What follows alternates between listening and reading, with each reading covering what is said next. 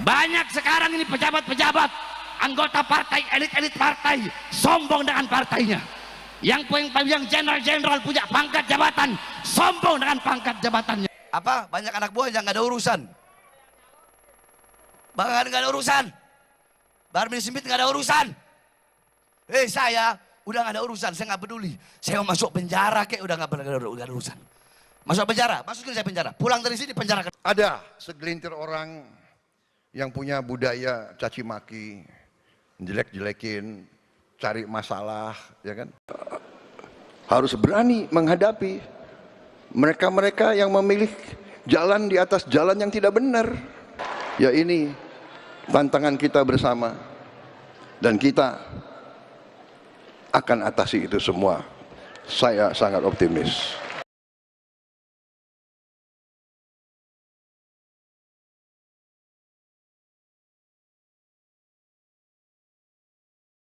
Joko Widodo alias Mulyono, sebelum masa jabatanmu berakhir, hendaklah kau melakukan dua hal. Hendaklah kau melakukan dua perkara. Yang pertama, berterima kasihlah kepada seluruh bangsa dan rakyat Indonesia, yang dimana bangsa dan rakyat telah memberikan kepercayaannya kepadamu selama berapa tahun? 2 periode itu 10 tahun. Selama 10 tahun masyarakat dan rakyat memberikan kepercayaan, memberikan mandat kepadamu untuk memimpin Indonesia dan memimpin bangsa dan rakyat Indonesia. Berterima kasihlah atas mandat, atas amanat dan kepercayaan yang telah rakyat berikan kepadamu. Itu yang pertama. Yang kedua, di masa-masa akhir jabatanmu wahai Jokowi, minta maaflah kepada rakyat atas selama ini kebijakan-kebijakan yang kau lakukan, yang dimana mungkin banyak daripada kebijakan-kebijakan itu menyengsarakan rakyat, bikin rakyat susah, bikin rakyat menderita, bikin rakyat kelaparan. Minta maaflah engkau kepada rakyat, karena engkau suka nipu rakyat, suka bohongi rakyat. Engkau tipu rakyat dengan muka polosmu, engkau bohongi rakyat, engkau tipu rakyat. Setiap mau berangkat perang yang dicari pertama kiai. Bener kan? Minta doa, ya kan? Minta dimandiin. Karena siap mati kita, berangkat udah siap mati, belum tentu kembali. Ya sekalian kita. Saudara-saudara sekalian. Jadi suasana inilah adalah Indonesia. Saudara-saudara,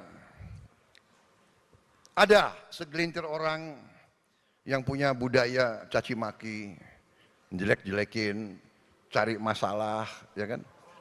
Padahal saya percaya mereka ini mungkin sudah ditutup hatinya, ditutup matanya. Saya tidak paham mereka itu. Ya. Kesulitan, kekurangan kita akui, kita atasi bersama. Koreksi, kita koreksi. Tapi bangsa yang besar janganlah mempunyai adat, mempunyai kebiasaan caci maki antara kawan, caci maki dengan pemimpin, caci maki itu saya kira tidak baik. Itu bukan ajaran agama kita, itu bukan ajaran agama-agama lain pun. Saudara-saudara sekalian. Rakyat kita tidak suka mereka-mereka yang bicaranya kasar, ya. Pribadi kita bukan pribadi seperti itu. Jangan bawa budaya-budaya dari mana. Bangsa Indonesia adalah bangsa yang penuh sopan santun. Saudara-saudara, kritik dengan baik, koreksi dengan baik. Saudara-saudara sekalian, dan akan terbukti tidak lama, pasti semua yang berbuat tidak baik akan kelihatan dan akan ketahuan. harus berani menghadapi mereka-mereka yang memilih jalan di atas jalan yang tidak benar.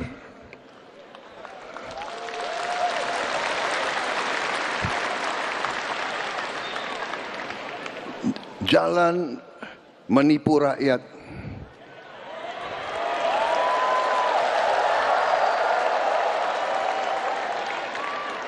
Jalan korupsi.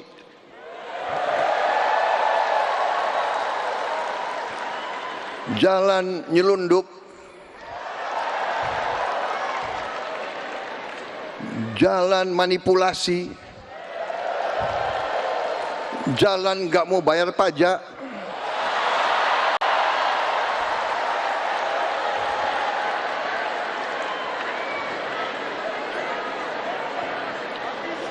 Jalan sudah diberi segala macam oleh Yang Maha Kuasa, segala macam diberi fasilitas, diberi kebaikan, masih serakah. Ya, ini tantangan kita bersama, dan kita akan atasi itu semua. Saya sangat optimis. Betul, betul. Saya nggak ada urusan, saya nggak ada urusan. Nggak ada urusan saya. Iblis saya makan kok. Dedi lagi. Dengar-dengar mau nyalon gubernur dia. Mau nyalon dia ya, dengar-dengar. Kalau dia sampai jadi gubernur, kemarin Purwakarta jadi kota kemusyrikan. Kalau dia sampai jadi gubernur Jawa Barat, maka Jawa Barat akan dia bikin jadi apa? Jadi daerah yang penuh dengan kemusyrikan, saudara-saudara. Makanya yang kayak begitu harus ditumbang. Harus ditumbang. Bodoh amat, terserah. Kalian mau bilang, saya pakai terserah. Kenapa? Saya tidak rela. Saya bukan orang Jawa Barat, saudara-saudara.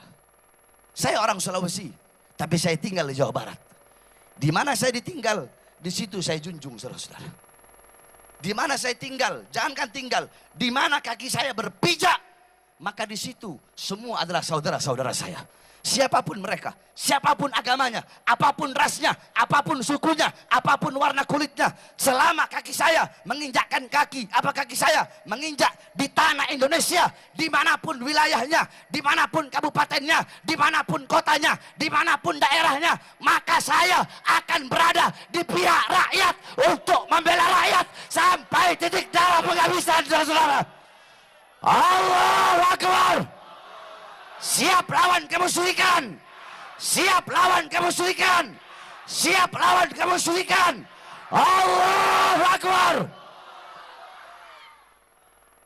Enak aja mau jadiin Purwakarta kota kemusyrikan, udah dijadiin malah. Jangan. Purwakarta kota san. Apa? Banyak anak buah yang gak ada urusan. Bahkan gak ada urusan. Bahar bin Smith gak ada urusan. Saya udah gak ada urusan, saya gak peduli. Saya mau masuk penjara kayak udah gak ada urusan. Masuk penjara, masukin saya penjara. Pulang dari sini penjarakan saya. Saya gak ada urusan, saudara-saudara. Mau masuk penjara, ya saya 13 kali masuk penjara. Keluar masuk, keluar masuk, keluar masuk, keluar masuk. Kenapa? Karena saya membela rakyat. Yang saya bela, rakyat yang susah, rakyat yang kelaparan, rakyat yang ditipu, rakyat yang dibohongi, rakyat yang tidak disejahterakan. Itu yang saya bela, sehingga saya keluar masuk penjara. Makanya bagi saya sudah bosan, saya sudah muak melihat ketidakadilan bagi rakyat, melihat penyengsaraan rakyat, melihat penyesatan rakyat, melihat kesewenang-wenangan pemerintah kepada rakyat. Makanya saya sudah bosan, saya tidak peduli mau kalian penjarakan, mau kalian tembak, mau kalian racun, mau kalian bunuh. Saya tetap akan tegak berdiri, berada di pihak rakyat, membela rakyat sampai titik darah penghabisan, saudara-saudara. Yang musyawarah. Yang ketiga, tentang korupsi. Saudara-saudara, saya dari dulu setelah ceramah masalah korupsi. Kalau masalah korupsi, ya Imam, tidak ada tawar-menawar. Bagi saya, siapapun yang korupsi, maka hukuman yang paling pantas adalah hukuman mati, saudara-saudara. Banyak sekarang ini pejabat-pejabat, anggota partai, elit-elit partai, sombong dengan partainya. yang jenderal-jenderal punya pangkat jabatan, sombong dengan pangkat jabatannya, seakan-akan Indonesia negara milik mereka. Hei, saya sampaikan, Indonesia bukan milik partai politik manapun, bukan milik jenderal manapun. Indonesia bukan milik PDI, bukan milik Gerindra, betul? Bukan milik Golkar, betul? Bukan milik PKS, betul? Bukan milik PKB, betul? Bukan milik P3, betul? Apalagi, kalau saya nggak sebut partainya, disangkanya saya orang partai itu lagi. Apalagi? Hah? Bukan milik Nasdem, betul? Apalagi? Bukan milik Berkarya, betul? Indonesia bukan milik Jokowi, bukan milik Prabowo, bukan milik Megawati, bukan milik Kapolri, bukan milik Panglima TNI. Indonesia bukan milik perusahaan-perusahaan asing, bukan milik tambang-tambang asing, tapi Indonesia adalah milik kita bersama, bangsa dan rakyat Indonesia, saudara. Allahu Akbar. Maka saya sampaikan pada malam hari ini, wahai Prabowo dan kabinet menteri-menterinya, demi Allah, kami pemuda-pemudi Indonesia bersumpah, demi Allah, di Indonesia tidak ada sejengkal tanah pun bagi siapapun yang merampok dan merampas harta bangsa dan rakyat Indonesia, saudara. Allahu Akbar. Saya tanya semua rakyat, apakah akan memberi walaupun sejengkal kepada para koruptor, kepada para pengkhianat bangsa, kepada pengkhianat bangsa, kepada partai politik manapun? Jadi kalian semua jangan macam-macam. Sekali lagi saya bilang, saya cuma takut sama saya punya ibu dan sama saya punya pawang. Selain daripada itu iblis saya bahkan. Waktu tanggal 20 Habib, pas pelantikan Prabowo waktu itu, anak ceramah di Lampung dan hadir puluhan ribu. Makanya nggak heran satu minggu habis anak ceramah, ada yang datang ke Lampung pawai-pawayan pakai tank.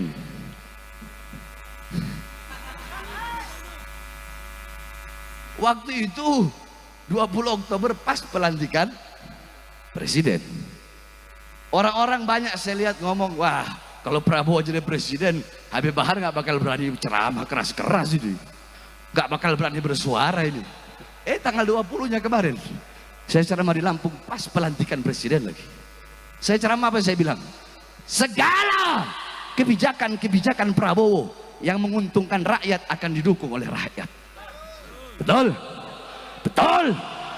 Kebijakan-kebijakan pemerintah Prabowo yang menguntungkan rakyat, yang pro kepada rakyat, khususnya rakyat kecil, rakyat susah, rakyat yang kelaparan, pengangguran, maka kebijakan yang menguntungkan rakyat itu akan kami dukung. Betul? Betul. Terus saya sampaikan lagi ada ujungnya itu. Apa ujungnya? Tetapi kalau sampai Prabowo dan kabinetnya, pemerintahannya membuat kebijakan-kebijakan yang menyengsarakan rakyat, melaporkan rakyat, menderitakan rakyat, saya akan pimpin rakyat untuk melawan mereka, berjuang sampai titik darah menghabiskan, saudara. Allahu Akbar.